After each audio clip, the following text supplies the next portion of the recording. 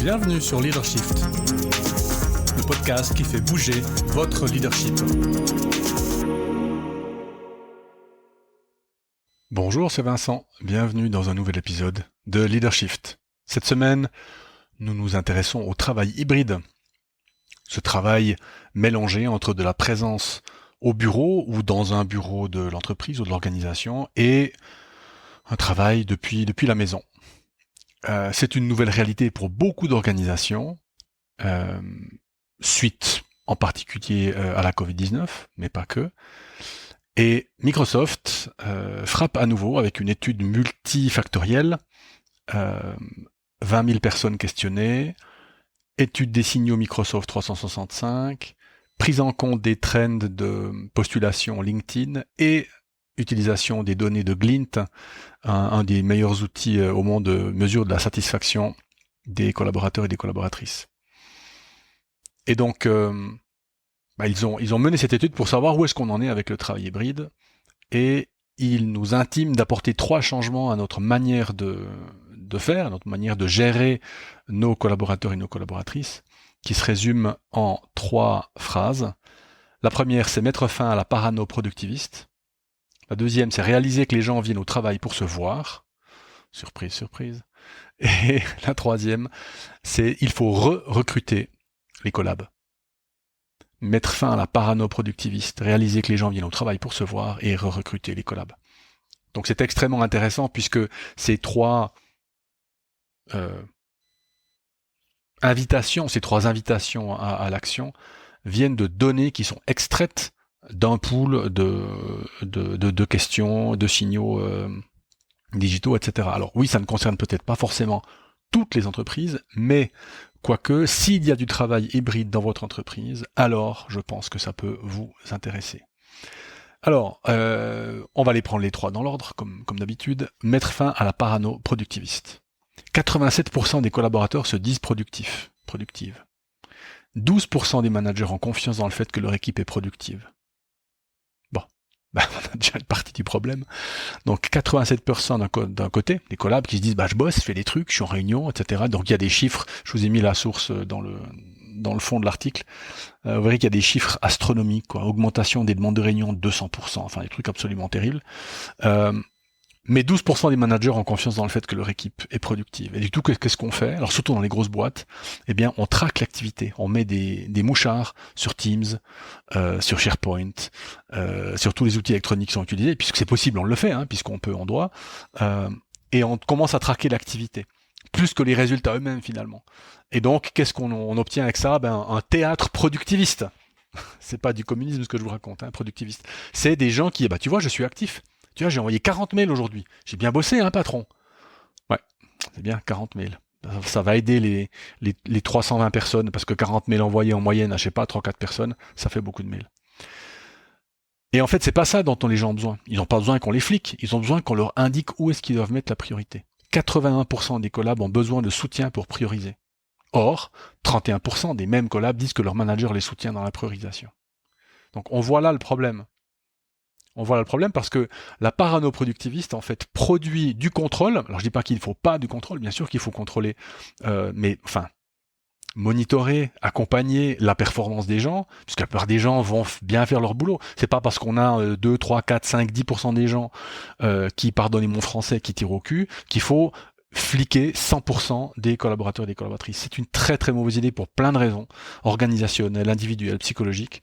Mais il est clair que le fait que d'un côté on a des gens qui se disent productifs et de l'autre côté des managers qui leur font pas confiance, ça amène du tracking, ce qui renforce encore les demandes de reporting et donc qui crée du travail, et donc ça fait que les collabs ils ont encore plus besoin d'aide pour prioriser puisqu'ils croulent sous les demandes.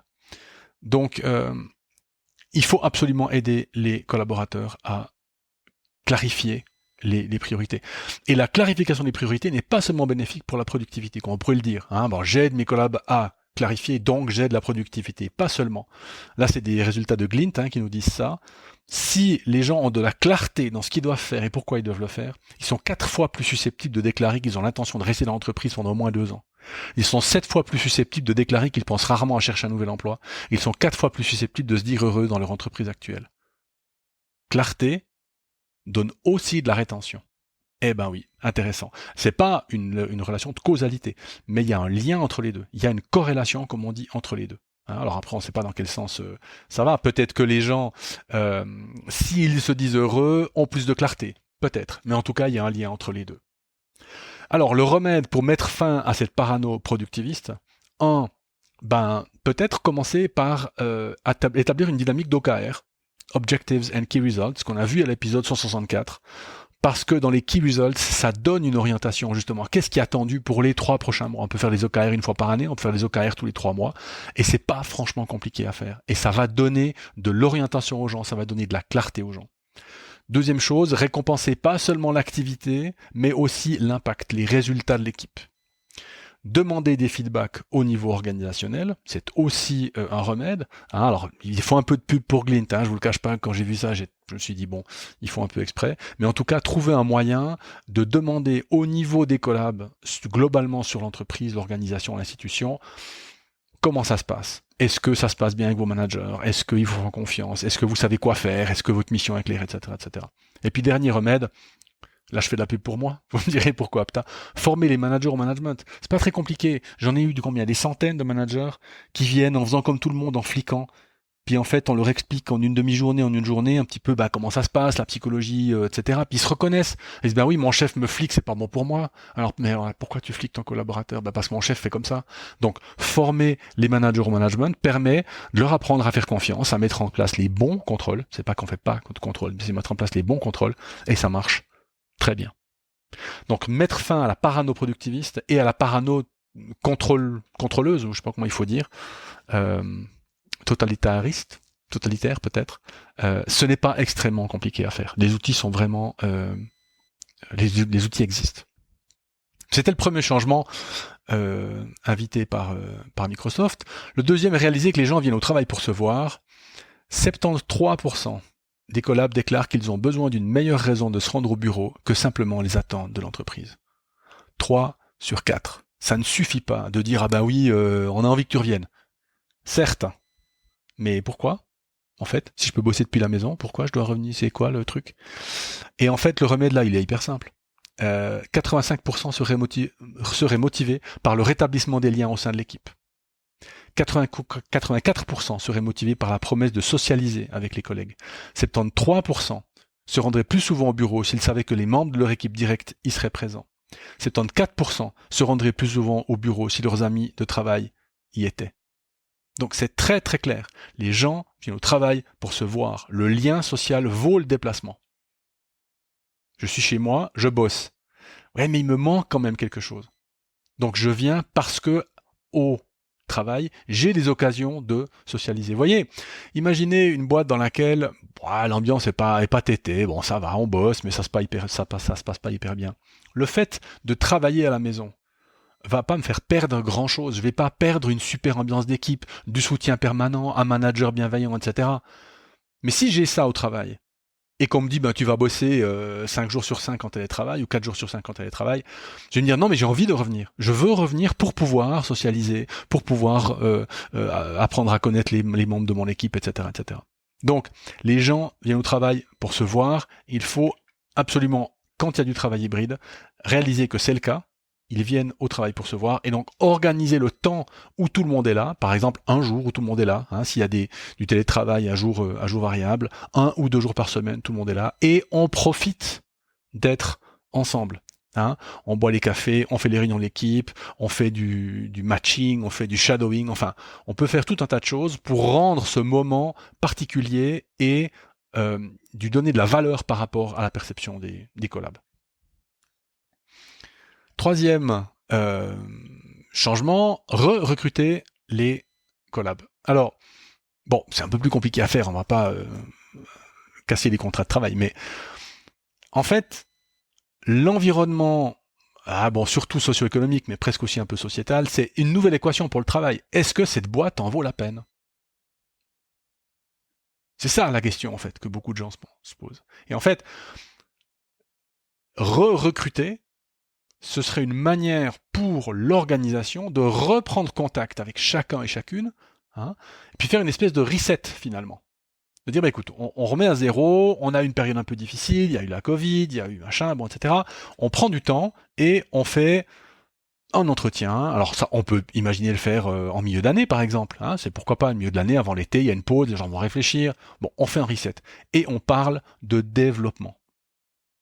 Le développement de la personne, c'est un facteur motivationnel essentiel.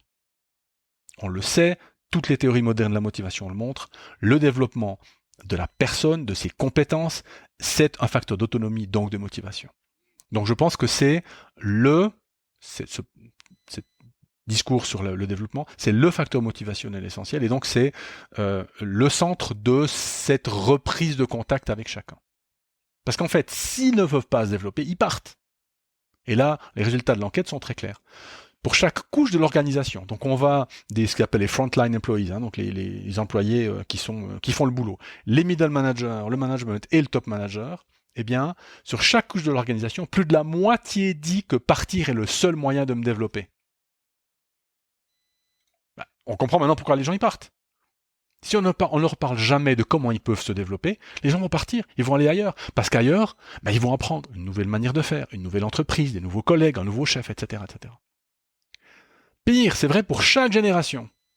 Plus de 60% d'y partir est le moyen de me développer. Alors, sauf pour les baby-boomers, mais qui sont quand même plus de 40%. Donc, même l'approche de la retraite, ça suffit pas pour faire rester les gens.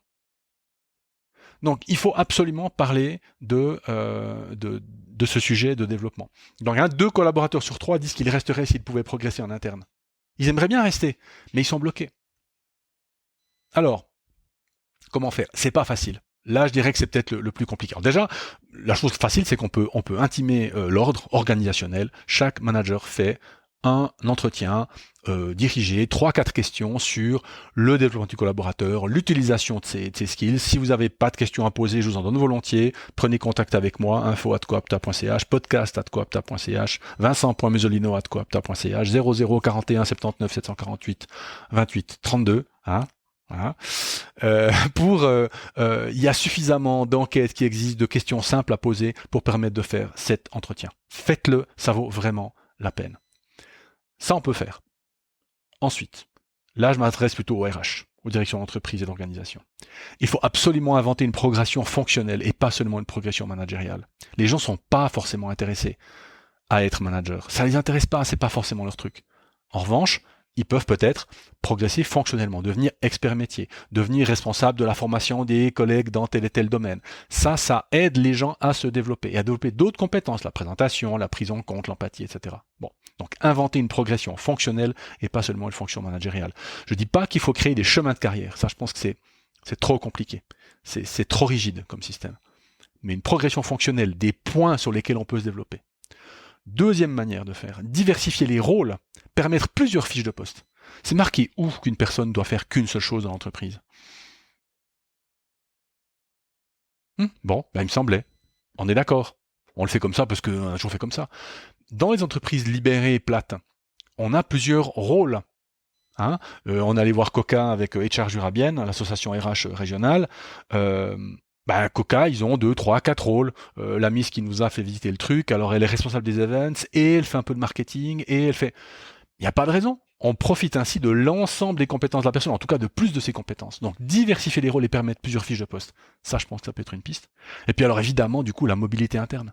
Hein, il faut casser les cloisons entre départements. Il faut dire aux responsables de département, aux chefs de département, qu'ils travaillent pour l'entreprise et pas pour leur département, et qu'il faut absolument favoriser les mobilités internes. Il y a un bon ingénieur à un endroit, même s'il ne change pas de métier, il peut aller faire le bon ingénieur à un autre endroit et continuer à apprendre. Bon, qu'est-ce que vous en pensez ? Il y a des choses un peu plus difficiles à mettre en place, mais je pense qu'il y a des choses qui sont faisables rapidement. Donc, mettre fin à la parano productiviste et totalitaire, réaliser que les gens viennent au travail pour se voir et recruter les collaborateurs. Voilà. Alors, c'est la fin de cet épisode, mais partez pas encore. Pause d'été. Je prends mes vacances, Coapta prend les vacances, beaucoup de nos clients prennent leurs vacances.